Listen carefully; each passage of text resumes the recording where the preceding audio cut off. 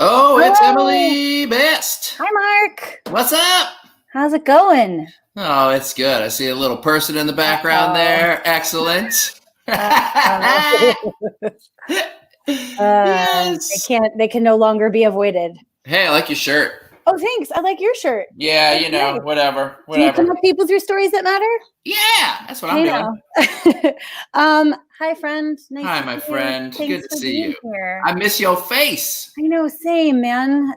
This digital world that we live in is, Yes. I'm like at once having more personal conversations with people and Yeah, also feel more sort of fractured and disconnected. There's going to be a lot of I traffic. totally, I totally get it. I also want to say hi to everybody that's listening. Thank you for coming in and hanging out with us. What's up? Yeah. Say hi to us and let us know where you're coming from. Yeah. I can't wait to get into this. So this How's my is, haircut? Did I forget the back a little bit? I did think you do it? I did it. Hey Yeah. now. Are Some, you scissors, buzzer? What was your, I did some scissors, but it's something like happening up here. I don't know. We got to figure this out later, but we'll worry about that later. I cut my husband's hair and my only marker of success was that we're still married. That's it. That's all you need. I feel like thumbs up. That's it, man. This is Cracking Your Project with Mark Duplass as part of our creative sustainability sessions at Seed&Spark. If you've never heard of Seed&Spark before, we are a platform for creators who want to connect people through stories that matter. And there's a lot of stuff you can do on Seed&Spark. You can crowdfund, you can stream your work. In 2 weeks, we're launching an online screening events platform supporting film festivals and creators. And then most of what we do is education. And so we have live events, now virtual. They used to be in person. I miss those. Mark and I were flying all over the country, hosting creative sustainability summits. And Mark was inviting creators to crack their projects, which can you explain what that means? We made that up like 6 months ago or maybe a year ago, but now it's kind of like a thing.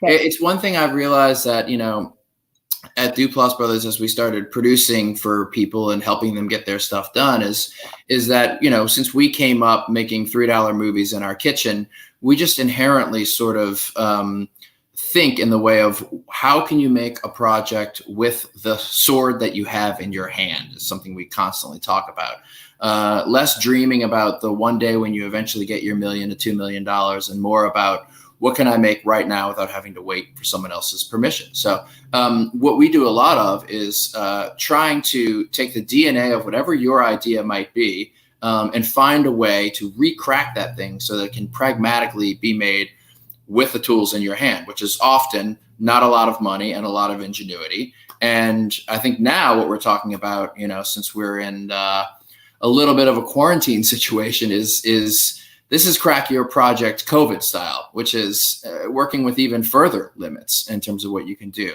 So this will be a little bit new for me, trying to figure out, ways that we can still move forward and share our stories and be productive and feel good with these sort of limitations imposed on us. It's really more important now than ever, I think, to think about how to move forward. Yes. And less about productivity than about sort of ingenuity, creativity, innovation. Yeah. Because I think somebody said to me recently, well, what is the pandemic making you do that you should have been doing all along? Yeah. And that question has been sort of reverberating everywhere. And all of a sudden, I'm laying in bed the other day, nursing my daughter who had woken up way too early. And this project that I have been struggling to advance for half a decade, like it was like I saw The Matrix and I was like, oh, this has always supposed to have been a global collaboration with dancers from all over the world and they can all film it at home. And the pandemic actually forced me to make the thing that I've been needing to make for 5 years. Yeah. And the constraints were an asset. Well, that's something I really believe deeply in. I believe in the power of limits, and if you have an abundance of things, sometimes you have to self-impose limits. Or if, like most of you are in the audience right now, I'm assuming in a place of non-abundance and trying to figure out how to make something with what you have. It works on both sides of things. And so that's really what we're going to do here today is we're going to look at a couple of projects and big, really interesting ideas and see if we can find ways to put them into motion in a pragmatic way and make them just as effective and just do it with what we got available. Yeah. I have to say, I'm seeing some like old friends pop up in our comments. Like, Gretel, I haven't heard from you in years. It's such a delight to be able to see these folks pop up. Thank you so much, everyone, for joining us. Mark, how have you changed the way you're doing things? I mean, people, you're out there, like you're on these huge shows and you're making huge shows at like, you know, with the most premium networks in the world. And now what is your life like? Yeah, well, I mean, look, here's the great and the terrible of this situation is as it applies to storytelling, it's changed everything, you know? And there are a lot of things that we were doing before that we're not going to be able to do, and we're not going to be able to do them for a while, at least safely. But here's the good news. It's time for the scrappers to win. This is Revenge of the Nerds 4. I think there was a 3 actually. No one saw it, but yeah. Yeah, were you in it? Okay. I saw it. I saw it. I definitely saw it. So welcome to Revenge of the Nerds 4. Basically, no one is better equipped to tell really powerful, amazing stories than the people who are on this chat with us right now. The people who have been thinking, how can I get something done with 3 people in my kitchen and the resources at hand? That is what everyone in Hollywood and the whole industry is talking about. And it's been interesting to see that for whatever reason, Jay and I are sort of known as like the scrappers who can get stuff done. So a lot of people are coming to us to be like, how are we going to make things small? How are we going to do that? And the answer is stuff that we're going to be working on today is you can't just take $150 million movie and reverse engineer it and make it for $3 in your kitchen. You got to think in a way and expand your mind and expand, I guess, the sort of those natural limits. Let them inspire you to do new things that you wouldn't have done before.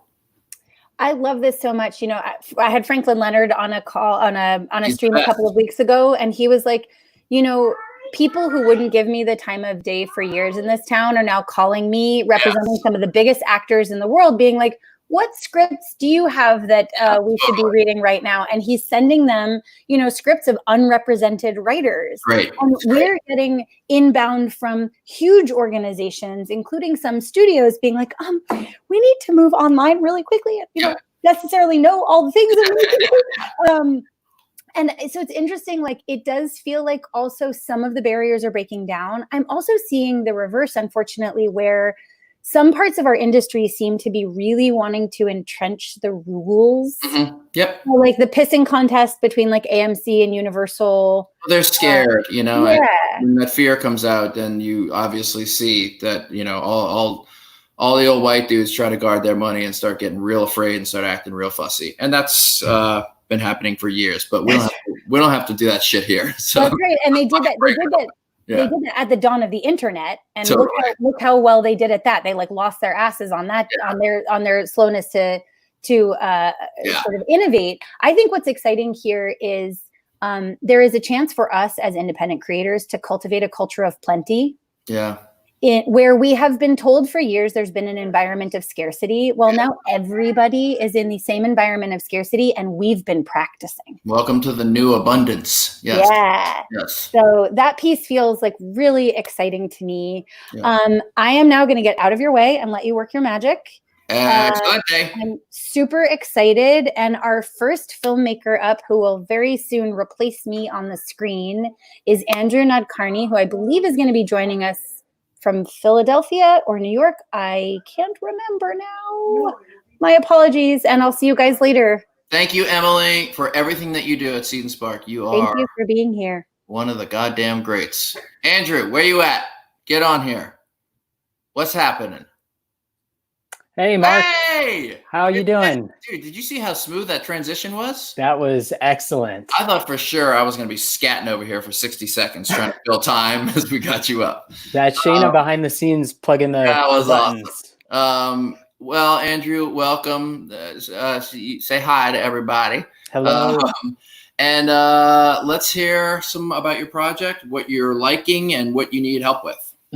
So this is adapting a story of a thing that actually happened to my aunt. So my aunt is named Nalini. She's a scientist who studies.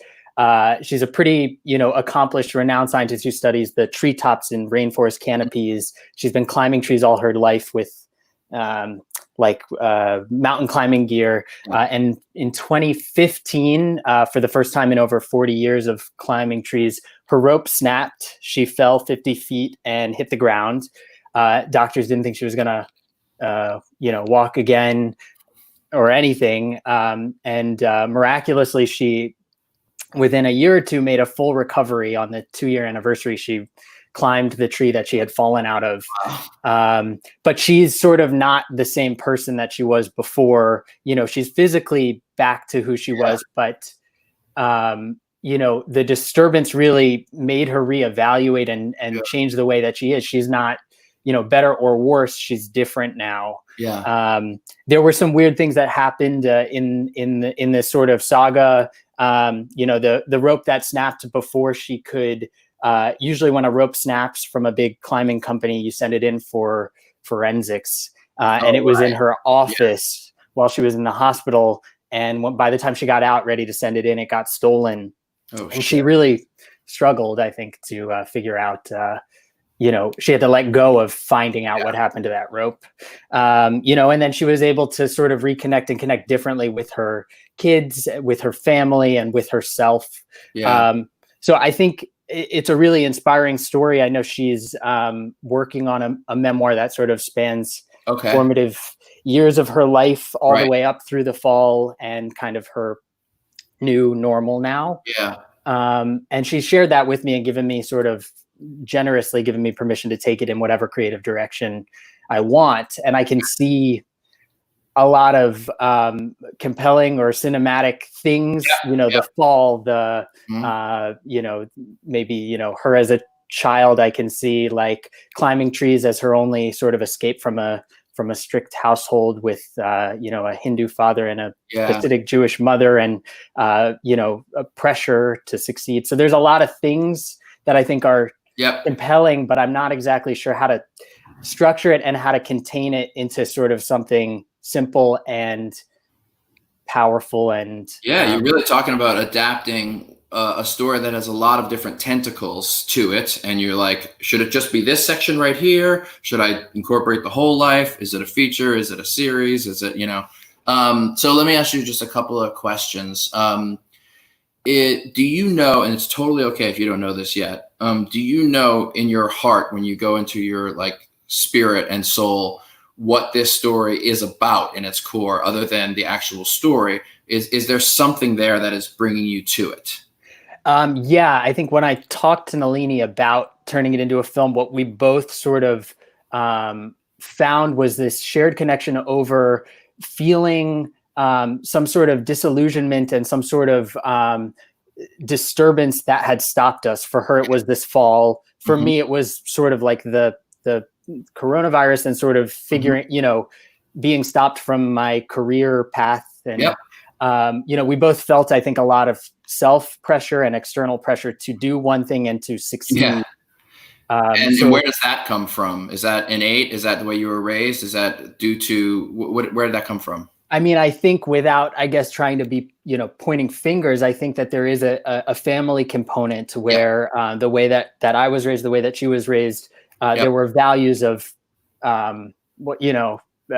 achieving as your value. I get it. Well, that's beautiful. I mean, the fact that you guys have a connection in this story is great.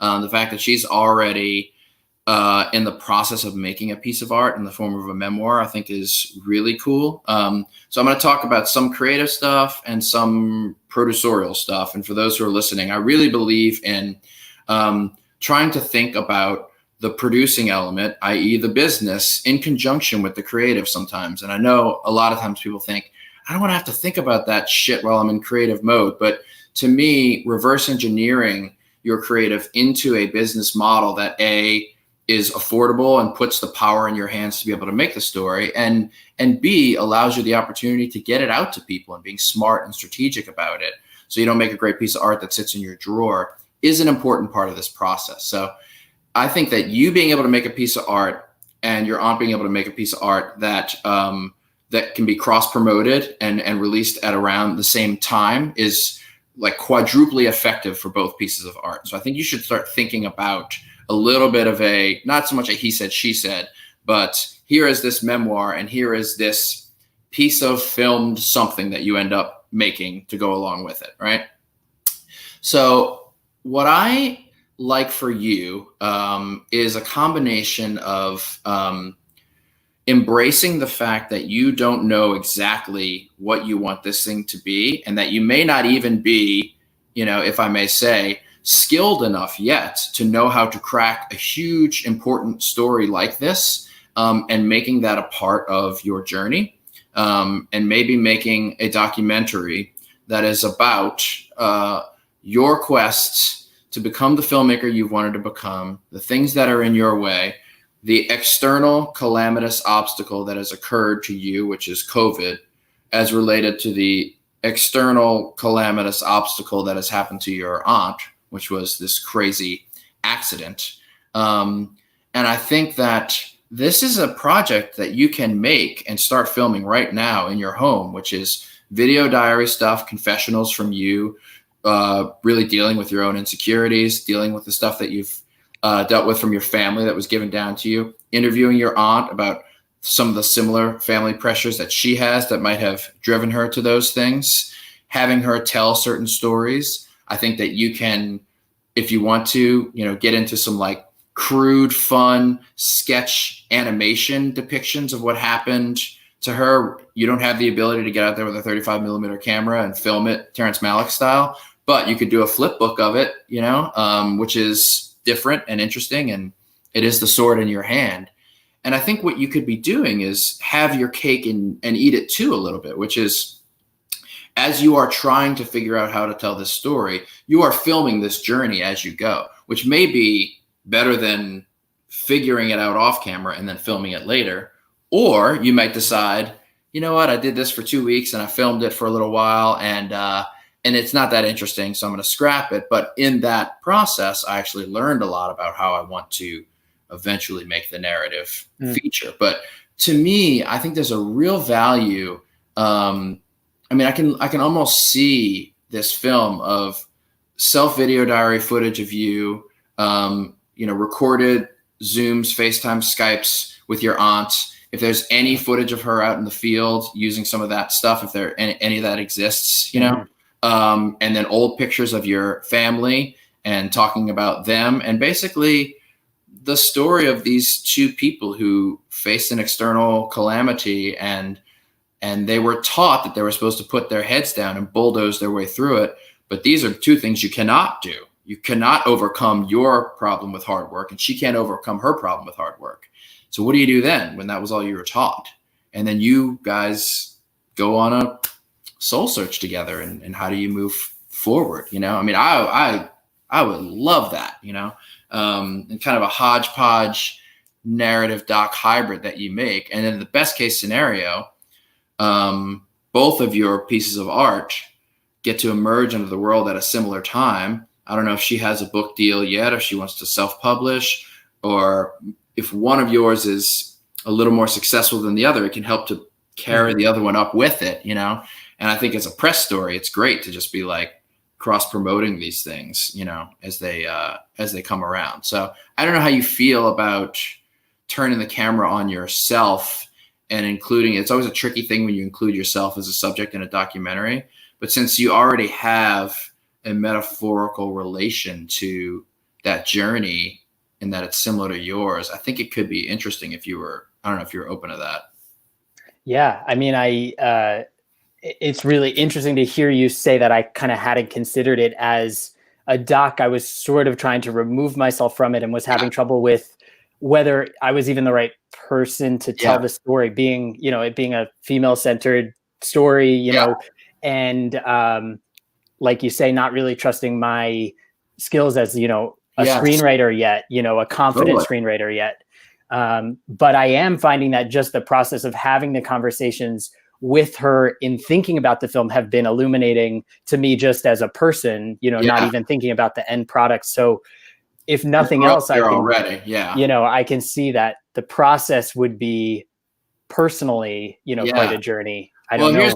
It's great because it's always about identifying what do you uniquely have to offer right now that would make your piece of art worth consumption in the world, and find a place that makes it valid, And what you might be talking about right now is that, like, you as a deeply skilled screenwriter who can cull massive cultural and societal story elements into a 90-minute feature might not be the sword in your hand that you have right now. That doesn't mean you won't get there. And that doesn't mean you can't pursue that skill, again, while you are talking about potentially making this doc. The sword that you do have in your hand right now, spiritually and pragmatically, is you love your aunt. You can identify with her journey. You're endlessly fascinated by it. You've got personal growth happening. You are a filmmaker who has the logistical producerial skills to film himself, to film, the Skypes, edit, put all that stuff together. So that's in your hand right there. And I think embracing something that I've really embraced in myself through the years is the concept of the fool. When I made my first feature, The Puffy Chair, we had no idea what we were doing in terms of, like, oh my God, what's a 3-point lighting structure, and how do I create a calendar and a budgeting software? And I felt so lesser, and so I was kind of ashamed of it. And then what I realized is that the fact that I didn't know all of those things was actually a benefit to me. My ignorance and being the fool allowed me to stumble into things brazenly and do them in new and interesting and innovative ways because I didn't quite know the rules, And I think that the inherent humility, if I'm watching a documentary by Andrew and it opens up and he just says, like, this is a massive story that I am no way equipped to tell, but I'm going to try my best right now with whatever I have while I'm stuck in my room with this computer and this camera and my aunt who I love, and try to get to the bottom of this thing, Talk about, like, a hero's journey and a protagonist that I want to get on board with, It's just like, oh, dude, this guy's not telling me he's making me the greatest curated film in the world. He's telling me he doesn't know what he's doing, and he's asking me to ride with him. And when you do have little successes there, it will feel really, I think, really cool, And then I think you might even have a third cake out of this thing too, which is, let's say you make this movie over the course of 6 to 9 months, you will learn about the story. And then you may end up, there's a published memoir and there's a documentary that went around and got, good audience to it. Now we can sell the memoir and the life rights and the story rights and my screenplay, which I have been around the story long enough to figure out how to write now, So you might have a traditional narrative feature come out of that, Yeah. Wow. It's a lot to think about. That's exciting and interesting. I mean, I guess the thing that's difficult then for me to sort of envision is making it more personal about me. Mm-hmm. Part of the struggle I have is sort of the vulnerability of putting work out there. Part of the reason I think I am not writing or directing as much myself and producing other people's work is sort of not wanting to necessarily dig too deep and reveal too much, I guess. And about family, which can be uncomfortable and things like that. Uncomfortable. Yeah. But it is important, and it's feeling more and more like a priority to me to sort of not only dig into it, but also to present it somehow, to form it into something that can be shared, maybe could be meaningful to someone else. I mean, look, I'm only on this call with you for 14 minutes here, but I can already tell that you have a bedside manner and a respect for people that tells me if you went to your family and were like, I really, really believe this. I really, really think this is important. I love you guys. I think you're great parents. There's some stuff we're going to examine here. I'm going to be super fair. And it's going to be great. It's going to be good for everybody. I mean, these are the kind of things that you uniquely have to offer. Okay. And 20 years from now, when you're an immensely skilled filmmaker who understands the craft of screenwriting and everything, you can tell stories that are wildly outside of yourself and your experience, because you're going to know this form so well, you're going to be able to crush any story that's outside of yourself. But I really do believe before your craft is really honed, what you have to offer is your own personal vomit. Really, is what you got, and you got a lot of that right now, and you got. I can tell just by the way that you are when you're talking to me about your aunt and the way you feel about her, and the delicacy with which you're talking about the parenting that has made you guys who you are. That's loaded stuff, and that's the sword in your hand. That's what we're always looking for in micro budget filmmaking, and this is a movie you can make for no money, right? And you can literally do it from your chair, so I think you should think about that. And at the worst case scenario, the thing you end up making was a piece of garbage, but it was the thing that taught you what the narrative story should be, and it teaches you how to write your script. Best case scenario, you made an awesome doc and it led to your narrative feature, Yeah. I talked a lot. I really feel like I should have let you talk more. I just got excited and started cranking. Do you have any questions for me about this? And you and I can always sidebar afterwards, but about this kind of, at least this version that I'm pitching you. Yeah, I mean, I think I'm really just processing, what you're saying and thinking about kind of all the different avenues, the conversations and the footage and stuff. And I kind of, I hadn't thought of myself as a doc maker, but I think that thinking of it as a stepping stone to understanding myself and maybe being able to write more deeply, more creatively in the future. And it being something, writing a script, I could not make that. The script I have in mind, I could not make at the very least until we can step out of our own homes, let alone until I can raise the money and everything else. And it can keep you, keep you functioning, keep you focused while you're, in quarantine. And, I would just say, if you're interested in it, the next step would be to just put a little box in the room and start writing on pieces of paper all of the things that could be assets to the making of this movie. I can film my aunt, boom, in a Zoom. I can film myself in video diary mode, boom. I have all these family pictures. I can shoot those and use those, boom. I have footage of my aunt from this institute when she was around the woods. I have footage of her speaking to these people. Just put in all of the available materials that are there and start looking at them and see where your abundance is that you can pull from. Yeah, no, that's super helpful. I mean, I want to see this doc. I want to see it. Yeah. Yeah. No, I do too. Okay. All right. Well, you and I can sidebar a little bit. I think we should probably, Shay, go to contestant number 2. But Andrew, thank you. You're amazing. And thank you, Mark. I'm excited to see what happens with this. It's cool. Thank you.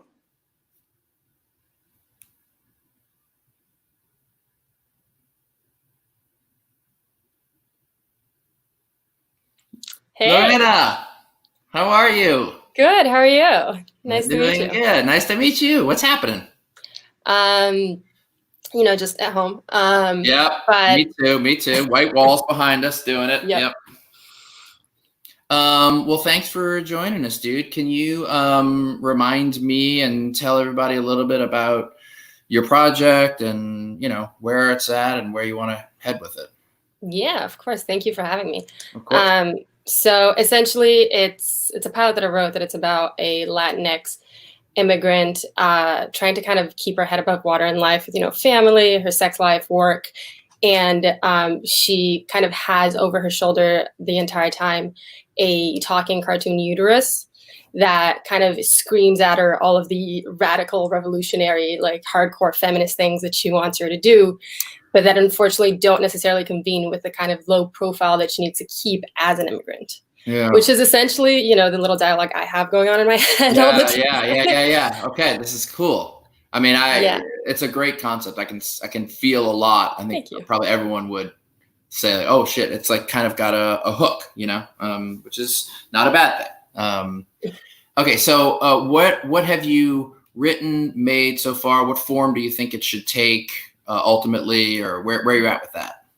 So I have the 30 page pilot. And I loved it a lot, but producing something independently, which I've done a lot and I love so much, it's hard to do a 30-page, thing. Wow. And so I've pared it down to about 20 pages so it could be more of a short size for a pitch purpose. And ideally, what I've always envisioned it as is everything is live action except for the uterus. Sue is her name. There's my Wi-Fi. Part of what I wanted to do was start creating Sula during this quarantine, because animation is something that's very, tech-based and something that I've done in some of my projects, but to a lesser scale. This is such a big point of the story. Yeah. And so I would just love kind of your thoughts on, one, attempting animation as an indie project. Yeah. And two, attempting animation and the workflow of it during quarantine. Yeah. All right. Awesome. All great questions. First question is, when you're talking about taking out a TV show to either pitch or even show, it's always tricky. If you have a finished pilot, then you can be in a place where you can show it at festivals and things like that. But if it's just a script, you're a lot of times you're relying on having a representative to get it into the right hands of people who can fund it. So do you have representation? Do you have people behind you doing that stuff for you? Okay, that's good to know. And there's no problem, but I think that puts you more squarely in the boat of, I probably got to make something as a proof of concept, as opposed to, the fortunate position I'm in now where I'm like, oh, I can just hand a script and they'll read it because I have my agents and all that shit, that's just like one of those crappy natures of our business. But I think the good news is, what you're talking about making is inherently low budget. I haven't read your script, but the core of what you're talking about for me is this relationship between her woman and her uterus, and essentially the dialogue that is happening between those two. And so a couple of examples of how to approach low budget animation. I mean, when we made a show called Animals for HBO, that is 2D, barely talking mouths. Like when Mike and Phil brought it to me, they were sketching it out themselves and doing it inside of Final Cut. They knew nothing about animation. And I was talking a little bit about this, to Andrew in the previous call, but I think the fact that they were ignorant of the form and a little bit foolish stumbling into it was good for them, because it allowed them to do things in a totally different way. And this is just my sort of strong opinion, but there are so many ways to innovate right now, and when you're looking at animation, that innovation might be that you created a software that creates the most gorgeous, beautiful, pristine, lifelike animation you've ever imagined. And that's cool. But that's also expensive. That's not the sword in your hand right now. The other thing is just to do something and innovate in a way that is completely lo-fi and interesting. And obviously you saw that with South Park. And that just became their aesthetic, and they just embraced it, So I think that there's a bunch of ways you could crack this. One is that you just draw your uterus and you literally cut it out on cardboard, and you use bad talking mouth stuff to get it made. And you just embrace, this is my aesthetic and this is what I'm doing. And yeah, I may happen to be embracing it because it costs $2 to make, but also fuck it. Why is this less good than the really expensive 4D stuff, and it has a sense of humor to it, and it has a humility to it that I think is kind of nice when you're dealing with a conceptual project like this. Yeah. And I think it would add some inherent humor, which I think would be good, which brought me to my next kind of feeling about it, which is that this feels like a buddy story. Okay.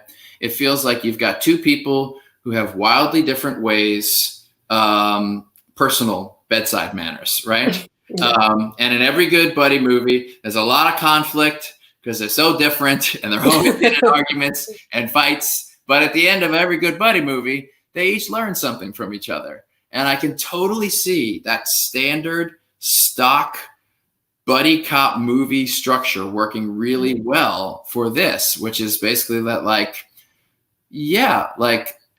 your uterus is right. You can't just be so brazen like that and get along as a Latinx immigrant in the society, but also like you can't just not push forward and do anything, because otherwise, well, if you just play nice the whole time, what's going to happen then? And probably somewhere between these two people is the right approach, you know? And I think that there's something that's telling me, I don't know what your appetite is like for work right now. Yeah, it's big. Okay, good. Do you know who you want to play the lead female in this? Is it something that you could do, I guess is what I'm getting at, or do you really need another actor? I haven't been on stage or on screen since I was 15, so I'd probably go with someone else. Okay, you want someone else. Okay, good. Yeah. So one thing that's happening right now with micro budget productions is what a lot of people are doing is they're creating a pod together, which basically is like, all right, the 4 or 5 people that are going to make this together, we, make sure that we are healthy, whether that's getting a test or whatever needs to happen. And then we all stay together for 14 days, quarantined completely. And now we are a pod of healthy people. And so we can be around each other. So there is totally a micro budget feature film version of what you are doing that is a product and a proof of concept for your television show. That if you could get your mind around telling the feature story of this, and literally it's mostly just one actor. Think of it kind of Linklater style in Before Sunrise, like very dialogue heavy, very like My Dinner with Andre, using the intellectual debates that would happen between these two. Set it in whoever's home is the biggest, so you have the most amount of rooms to shoot in and backyards and stuff, but really getting it and making it dialogue heavy. And dialogue obviously is going to be the meat and potatoes of this kind of TV show anyway. Yeah. So I guess what I'm getting at is like, for about $1,000, I think that you could make the ultimate buddy movie between this woman and her uterus, embracing the lo-fi animation, just like some version of a cutout. You could even do a puppet if you wanted to. That could be kind of interesting. Yeah. I'm not that skilled at puppeteering, but like, I think it would be pretty simple if you just got another actor and, whoever your sound person is, just have them set a lav on you. And then they're, behind the couch, having the conversation with the arm coming up behind the couch. And you could do it that way too. A really cute uterus puppet could be like something interesting, particularly if they're really foul-mouthed and aggressive and angry. Yes, very much. Yeah, so that's another way that you're all live action and you're avoiding animation completely. And then likewise, what's good about that is you finish this feature. It's probably flawed. You made it during the pandemic, but it's inspired. It's got all this like amazing energy to it. And so then you say, this is my proof of concept. I want to take this and you can see how I can serialize this into a TV show. And at the same time, it is a product in itself that can be sold, as a feature film. So I don't know how that strikes you, or if you have any experience with a feature, or if you have a desire for that. Yeah, no, I've written a couple features. It's interesting because I've always sort of thought of it in a smaller scale, but I love the concept of kind of running it through a buddy movie arc, because I think it's exactly kind of their relationship of fighting and then kind of finding the middle ground. You should literally go watch like Beverly Hills Cop and Bad Boys, and like I'm such a fan of like tropes, and it sounds terrible when I say that, but if you're doing unique, nuanced storytelling like you are about like a Latinx female immigrant and her uterus and all the delicate sensitivities, taking all of those oddball chess pieces and putting them inside of a fairly standardized chess game of buddy cop dynamics, I think audiences really get what they want. They get a roller coaster that they understand. It's a buddy cop form, but all the pieces have been replaced by things that are totally unique and different, So studying the form of how those things work, what the piece of intrigue is that comes in at minute 15, the turn for the second act, like, I think that might almost play in your favor a little bit to use some of those old school buddy formulaic things, and then also that leads so well to the episodic structure of your show. You could literally make it of your television show, a bit like a procedural show where each episode is the two of these people that got something to overcome, some obstacle, like they do on all these cop shows, you know? And they're working out their personality issues the whole time. And it's a pretty cool structure. If I'm like an executive, I'm like, oh, well, this is amazing because I got standard plotting. I got somebody who knows how to handle story, and I'm doing like incredible representation of a story I haven't done before. And I'm supporting a female person of color filmmaker. This is awesome. Like, it's got all those things, you know? Yeah.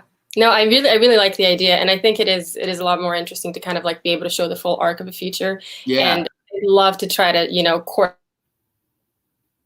I'd love to try to quarantine with 5 people and see like what we can do in a house. That would be amazing. It would be awesome. And it would, you know, it's such a cool project. And, you know, you might not even need 5 people. I came up with that number, but like, I think that, you know, as long, like when I make those, I make these found footage movies, Creep, and Creep 2, they're both on Netflix, and they're in the found footage genre. You wouldn't necessarily need to place it in that. I think yours could be traditional narrative, but that's 3 people when we make those movies, you know? Wow. And the childlike fun that we have of just feeling like the Bad News Bears, making stuff up as we go along. It's such an infectious spirit that plays into the movie, you know? And I think if you could find one great lead female actress, one person, your favorite funny comedian who does good voices to either puppeteer, or if you decide to animate, you know, do the voice in post for you, you know? And then all you really need at that point are just like a couple of iPhones if you want to go that way, you know? And pretty good to go. Yeah, no, I really love this. And, you know, filming during quarantine feels like such a crazy mad thing, but you know, the way you put it, it feels so doable. And so it's totally doable. It is. And, you know, here's the great part is while you are quarantining, and making sure that you guys are all safe, that is your pre-production period. You need 2 weeks to do it anyway, you know, to make sure everything's safe. So that's when you work it all out together. You can be writing during that time, you know, and it's actually happens to be the thing that keeps you guys most productive because there's nothing else to do, you know. And we're all locked in there together. You're in there anyway, you know. So yeah, that's what I would do. I would love to see that movie. And what it does is it removes this unknowable thing of, you know what, I have a half-hour pilot, but I don't have anybody to get to fucking read it. Like, you can take your movie and just be like, this is great, and it leads to the show, you know. Yeah, I love that. Okay, I want to see your movie. I'm excited. I'll send it. All right, cool. Well, thank you for joining us. You're awesome. Cool idea, man. Really cool. Thank you for having me. And I guess, Shay, we should do our last round. Yeah. Okay. All right. Thank you, Lorena. You're awesome. Bye-bye. And then we got Brooke coming up. Hey, it's Brooke. Hello. Hi. Thank you for having me. I'm well. Good. I'm so excited to be here. Thank you for having me. All right. Tell me about your stuff, dude. What you got? Yeah. So me and my friends, my wonderful co-producer, Charlotte, helped me create your friends, because that's so critical. And when you're starting out, it's like gotta be people you love. So yes. Yeah, we got really lucky and we completed a short in like a few months ago, and we had like an all non-male crew help us complete this short about a girl in high school who goes to visit her older family friend at his college and ends up seducing him. And it's about consent and female voices and what that looks like for adolescents. And so I really want to continue to work with these characters. And so in quarantine, I have been working on fleshing out what the before of their lives would look like. And so I would like to write a TV series following this young Jewish woman in New Jersey navigating all things from sexuality to mental health. And I kind of want it to be like a balance between like Christine Vachon's Kids and like sex education. So it's gritty and there's periods and hand jobs and it's relatable. Okay, cool. And so, yeah. And then you said, so you'll go back and do like a portion of the story back and then elliptically kind of jump to like a few years later and then maybe a few years later with the same characters kind of thing? Yeah, I want to use the same characters. And so the plan would be for the first season to be set in the 8th grade with these characters. Okay. And then the next season to be high school graduation, the next season to be college graduation, and then the next season to be young professionals or whatever that looks like. Examining similar characters, similar issues at different times in their lives. And okay, cool. So how can I be most helpful? Where are you right now? How much have you cracked of this? So I have read through all my journals from like the 8th grade and pulled some stories and very brave of you, by the way, to look at that stuff. It's it was rough. I think that was probably the hardest part. Yeah. And called upon some friends, and I'm in a position that I'm sure you've been in many times where a lot of these characters are personal to me and based on people I know. And so I'm trying to take these stories and these people in my life and now make them into characters. Yeah. So that I'm not like one day sued. Yeah. Yeah. All right. I think that's the first step, is like figuring out, making this difference between the characters, and then kind of maybe what the next steps looked like specifically, maybe toward togetherness. I have these scenes I know I want, and I'm kind of just figuring out how to knit it all together. Yeah, that is the key. And I think that, it is really, really difficult, in my opinion, to do long form episodic storytelling that is over multiple seasons. It is, in my opinion, a skill that takes incredible amount of craft. I don't know many people who, I think you can luck into a 3-minute pop song. I think you can luck into a 10-minute short film. You're not really going to luck into structuring out 4 or 5 seasons of television. It's something that you need a group of people to do most of the time, or an incredible amount of experience with. So, my instinct is that you feel this stuff deeply and you should clearly be authoring this and in the driver's seat, but that you're going to want some help from some people to help you craft this. I mean, look, everybody does no one writes a whole television show on their own, at least no one human. And that you might want to be able to have a crack at this thing, figuring it out before you have a chance to film it. So my pitch for you in the sort of, what is the sword in your hand? What can you do right now that will advance you towards this goal of making this TV show?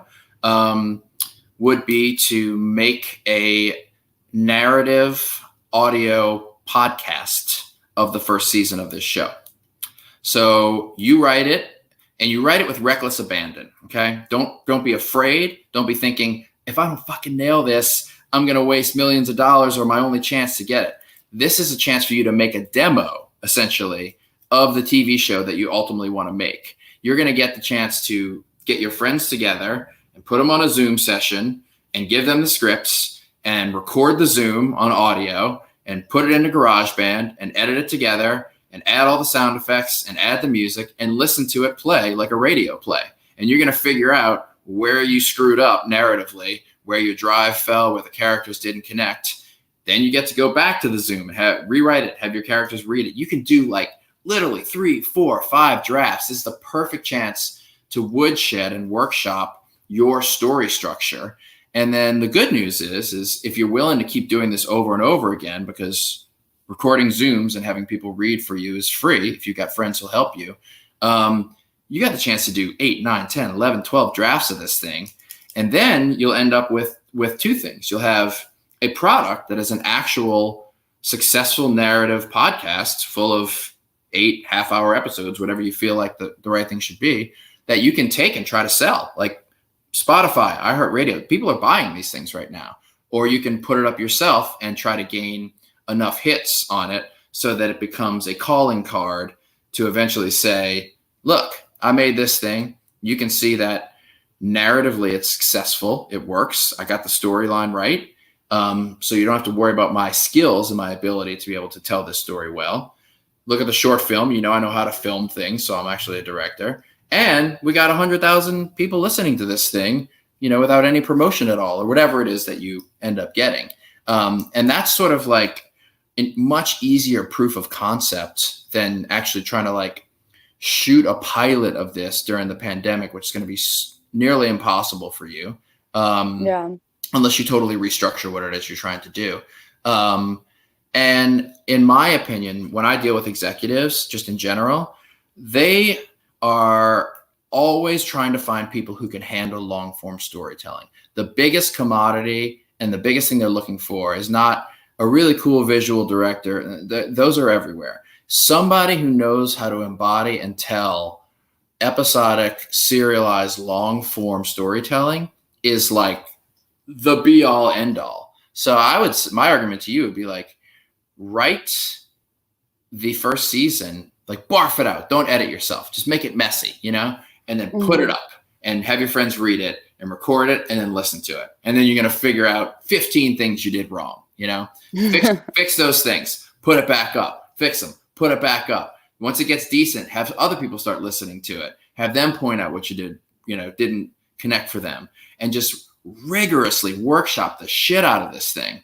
And then all of a sudden, at the end of it, you'll have a successful podcast that is, again, its own product on its own.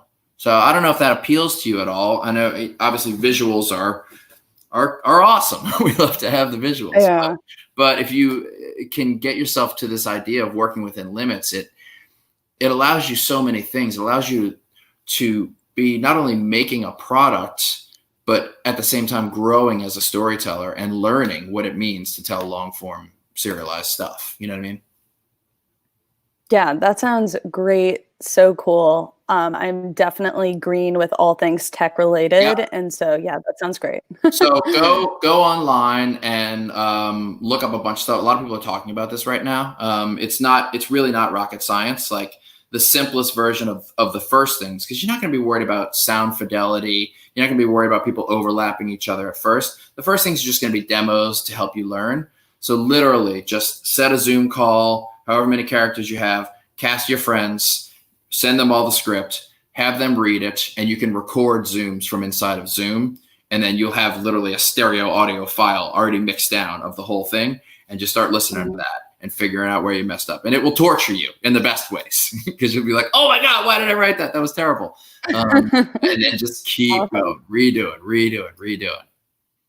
Cool. And I guess one last quick question is someone who, as I'm most interested in writing, and kind of similar to what you spoke with the last caller, Lorena, for someone who doesn't have representation or wants to be able to show this as a proof of concept, beyond just the podcast, I'm wondering, would other people usually want to see like the pilot shot, or do they usually just want to read through the whole series? Maybe both. Yeah, I mean, look, this is where the conversation always gets hard for me, because it's like the brutal reality of where we're at is like no one, until you have made something that is really, really good and has connected with a little bit of an audience in somewhere, no one wants to hear and no one is coming. And it fucking sucks. But it is just the brutal reality of it. And I hate to be so harsh, but it is why I preach what I preach so strongly, which is you got to go make it. You got to go make as much as you possibly can. And so for me, the concept of not having an agent and having a really good half-hour pilot script, you're kind of nowhere. You kind of need to get that product to get out there so that, people can start to hear it. People can start to listen to it. I mean, look, Seed&Spark does a really good job of community building. And I think that like, if you were to do something where you say, raise even $400 or $500 to make a podcast on Seed&Spark, just for some like, $2 an hour work payment for you while you're in there. What you'll end up doing is you'll build up a community of people around you, and those will be people who are interested in your projects. And that is definitely one way to start sharing things and moving them around. But I would just encourage you as much as possible to be thinking of not how do I get a proof of concept in front of people who might be able to give me the money to make it, but more of let me make the thing. let me make the product. And when the product is good, it will speak for itself. I can hopefully put that thing up, sell it, or at the very least, I put it up for free and attracted so many people because it was so good that now people are coming to me. Cool. Yeah. That's awesome. Thank you so much. All right. Thank you so much. It's a really cool idea. I like the sort of almost boyhood quality with the super gritty angle to it. It feels fresh to me. So awesome. Thank you. Go whoop it up, dude. Wahoo. All right. Thank you, Brooke. Thank you so much. You're awesome. All right. So guys, thank you so much for that. Hey, it's Emily. A surprise. It's you.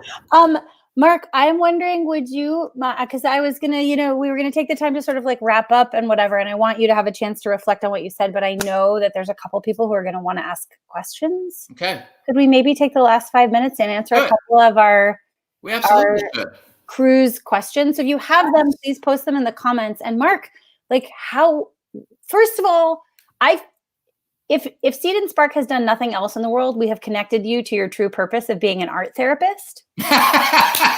Yes. So in that way, we have connected people through stories that matter. If I can't do it for myself, I'll just do it for other people. Oh God! Oh God! How was that for you? It was really fun. I love doing this online. It's like it's the concept that we could be in a room like we used to do this has an intimacy to it. Yeah. And that's great. But the fact that there are all these people who can watch, because really what I'm doing is not like rocket science. It's just a modeling of how you can approach your idea. So the fact that we can reach more people doing this online, and ideally they can look at this and say, okay, Mark's cracking that for Lorena, but like it's a microcosm of how I can do it for my project. It feels like there's some benefits to doing it this way. I mean, one of my favorite things was actually watching the comments and watching them start workshopping stuff also on behalf of the creators. I didn't look at any of the comments. I should have been doing some that. Amazing ideas for Lorena's. They want her uterus puppet to have a tattoo. Yeah. It's a great detail. That's great. It's great. You know, really, the tattoo should be, for those sports fans out there, the U is like, you know, Miami University is like the famous, like, they're wild, they're crazy, they're aggressive. It might need to be the U. Oh my God. All right, Lorena, I hope you're still watching, because this is just more gold being dropped. One of my favorite questions for you to answer was dropped right at the beginning. How do you crush self-doubt? Oh man, that is a really good question. I have a lot of it. And you know, the key for me is, there's two sides of my brain that I try to keep a little bit separate. And when it comes time for deep sea fishing, you know, and creativity, I won't allow myself to look at what I've made until it's done. If you're writing on the computer, don't read what you just wrote. You will hate yourself and you will think it sucks. Keep going linearly. So I have to go in these brazen, brash, really like, I have to just tumble into it like an idiot. And if I think too hard about it, I will be paralyzed with fear and doubt. So it is embracing your inner B-, okay? And knowing that if you can somehow charge forward and get to anywhere near a C+ or a B- with what you have, there are smarter and nicer people around you who will then help lift you up. And you will find those people when you join the Seed&Spark community. You will find those people when you open yourself up to them and when you're willing to read their projects and give them fair but like honest advice. And that's been the key for me, is knowing that I don't have to be a Coen brother to be successful. I don't have to see the whole movie and get it to an A+. All I got to do is get it started. And then once I start pulling my hamstring, just hand off the baton and let them help me out. And that's what does it.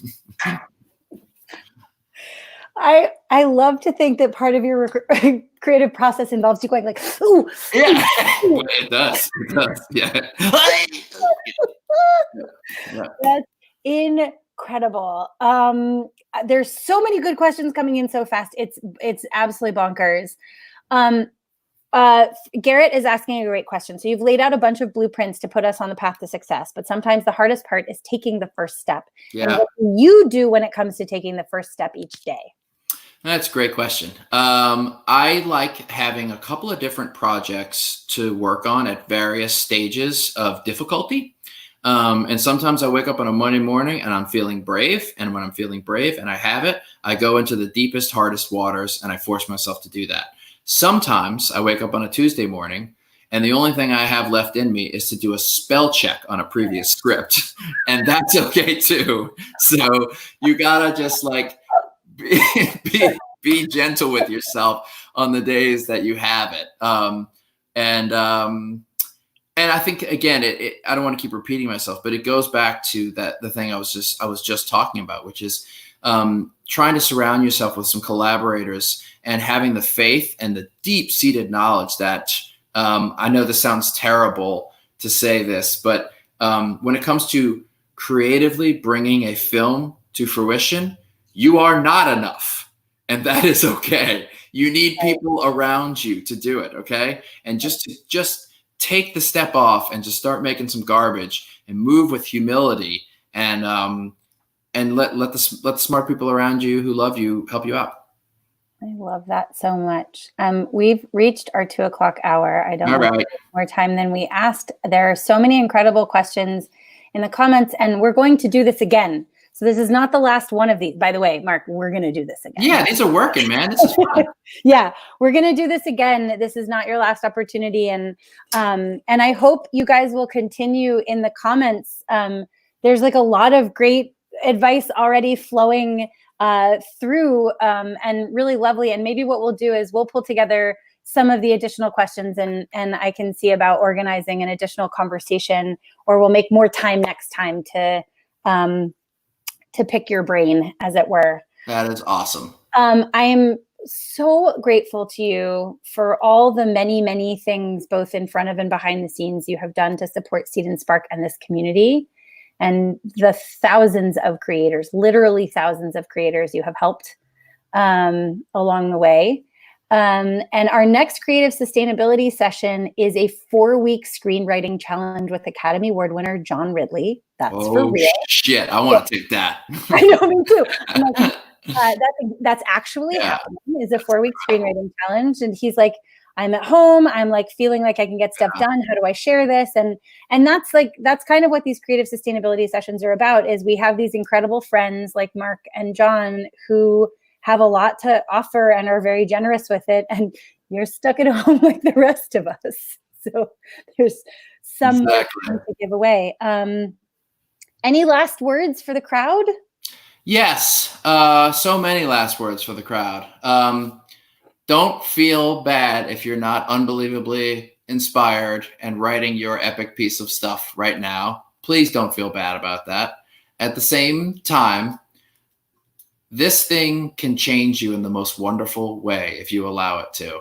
New things are going to be coming out of you in ways that you never would have imagined. If you can get your space to a space of quietude and listen to what's happening inside of you, I guarantee you will write things like you have never written them before. So just trust that and let this thing change you. And I think it'll be good for you, for your art.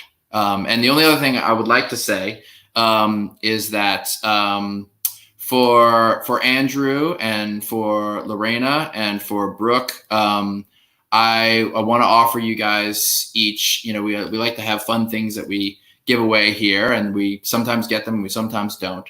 But I would like to offer each of you guys $1,000 unrestricted, 0 interest, permanent loan to get your project started and go make it. And I know it's going to be great. So when you make this, I want you to go out and be successful. And I want you to pay me that $1,000 back so we can do another one of these sessions and I can give it to somebody else and we can keep paying that stuff on. Oh my God, you asshole. I didn't know you were going to do that. And now I'm crying. It only takes $3,000 to make you cry. Look at that. Oh my God. It's so cheap, Emily. It's so cheap. I've always been a cheap crier. Yeah, you're a cheap crier. Yeah. It's true. Don't show me Disney movies. You were the best. That's incredible. You guys, I had literally no idea that was coming. That's amazing. And I think that the gift that you are giving here today is twofold, right? And that is, if you take the risk to talk about the really personal stuff and take the risk to like move it forward yourself, it does open up a little hole of magic in the universe. I think so. Woo as that sounds. That's incredible. Yeah. All right, guys. Thank you for all your time and for hanging out with us pontificating today. And let's do this again soon. And Emily, thank you again for everything you do with Seed&Spark and for being one of my great teachers. It's been wonderful, everything we've done together, and I just really appreciate you. Thank you. You too. Stop it. Take him off screen, Shayna. Bye, guys. We love you. Have a happy weekend, and we'll see you soon. Please join us next week for the Creative Sustainability session, starting the 4-week writing challenge with John Ridley. That's for real. I'm going to go take care of my crying face. And come back and join us again. Tell everybody you know about these. We'll see you soon. Bye.